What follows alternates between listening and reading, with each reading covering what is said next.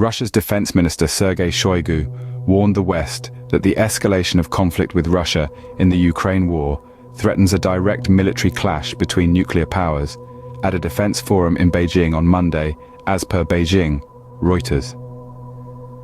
The Western line of steady escalation of the conflict with Russia carries the threat of a direct military clash between nuclear powers, which is fraught with catastrophic consequences, Russia's TASS state news agency cited Shoigu as saying.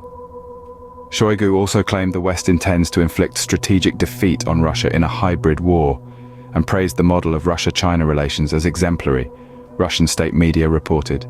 The threat of nuclear warfare has been a part of geopolitical tensions since the mid-20th century. This fear is far from unfounded, especially when we consider the timeline of nuclear threats posed by Russia to the Western countries. Let's take a journey back in time. Our first stop is the Cold War era, a time when the world stood on the precipice of nuclear disaster. The Cuban Missile Crisis in 1962 was a significant event, with Russia deploying nuclear weapons on Cuba's shores, just 90 miles off the coast of the United States. It was a tense 13-day standoff that brought the world to the brink of nuclear conflict. Fast forward to the turn of the century.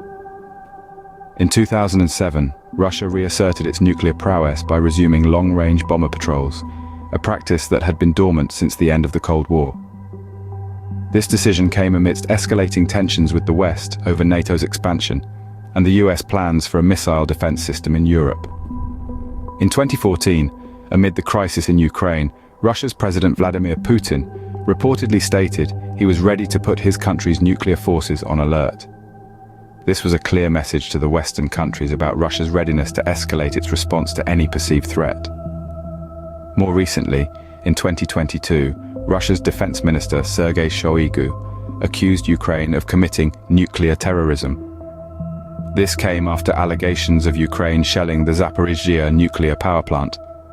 He claimed that this act created the threat of a nuclear catastrophe, classifying these attacks as nuclear terrorism. This was a worrying development, not just for Ukraine, but also for the international community, as it escalated the stakes in the conflict. These threats have been a part of an ongoing power struggle, with each one raising the stakes and escalating international tension. Now let's look at the current situation and its possible implications.